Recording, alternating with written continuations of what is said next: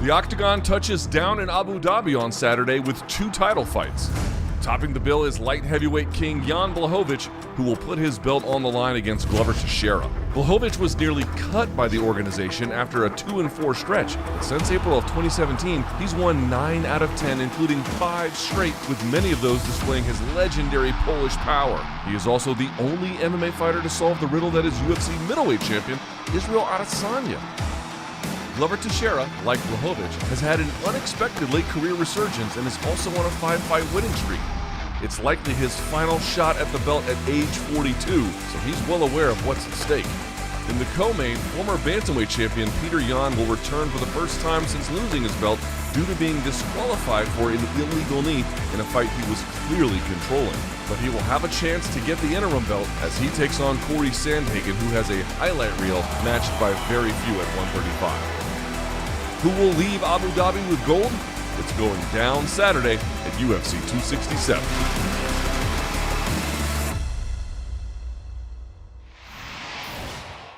That was Luke Thomas setting the stage for this weekend's UFC pay-per-view event in Abu Dhabi. The co-host of Morning Combat joining me now, CBS Sports HQ, to break down Fight Week on Fight Island. We start with what you mentioned at the top. Jan Blachowicz, the champ, against Glover Teixeira for the light heavyweight championship fight and for the belt. What are you anticipating from this fight tomorrow?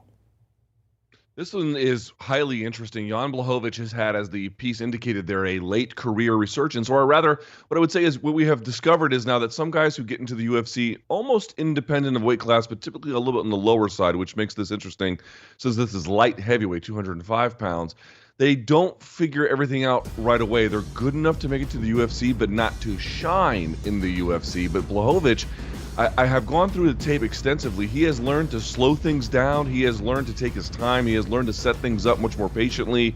And he just doesn't fall into traps, as we also indicated in the piece there. He has huge power. He is battle-tested at this point and just overall massively improved.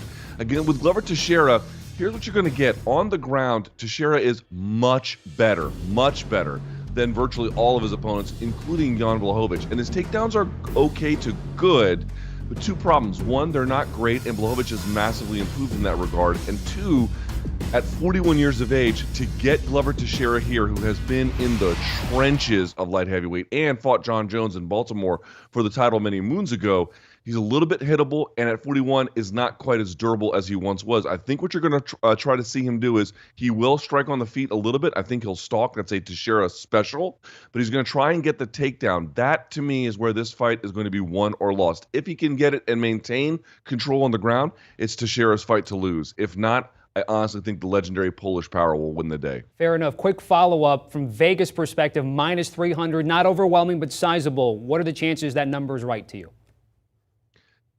It's pretty close. Again, it sort of makes it seem that Teixeira is a little bit further away than he is. But again, the problem you just go back to, the tape is quite clear on Teixeira. Not a ton of head movement. He gets hit consistently. In fact, Alexander Gustafsson, who never actually wore the title, but you could make a case has better wins than either of these 2 guys in his light heavyweight campaign.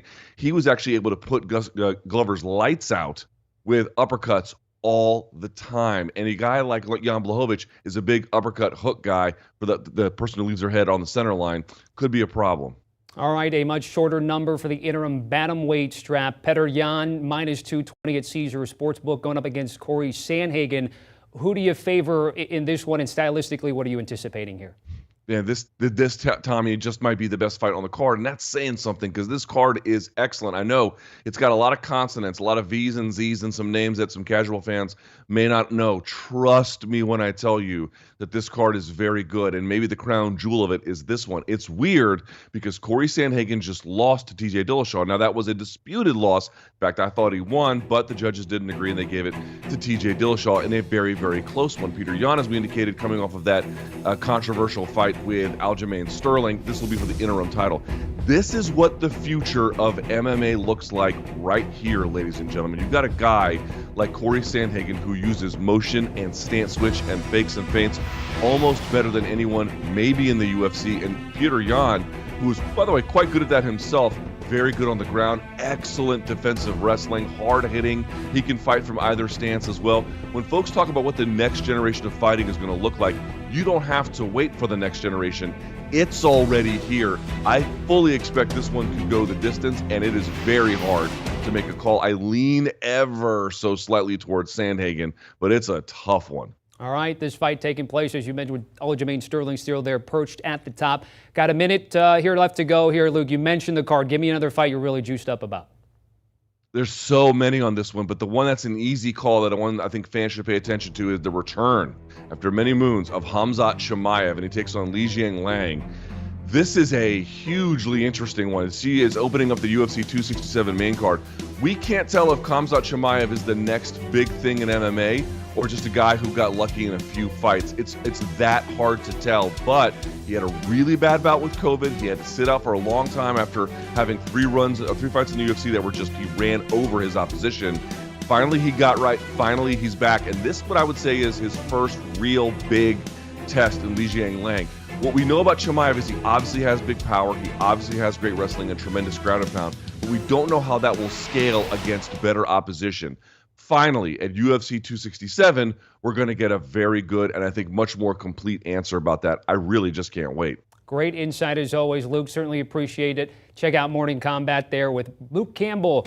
Just kidding. Luke Thomas and Brian Campbell. I joke, I kid, I care. The latest pod there, they're talking about the 267 storylines. Also make note of the change, 2 p.m. Eastern, so we're getting afternoon, or if you're on the West Coast, some morning MMA action. They look ahead to the weekend's action, breaking down the biggest storylines, including Dana White making some interesting comments about Nate Diaz and Kayla Harrison's contracts running out.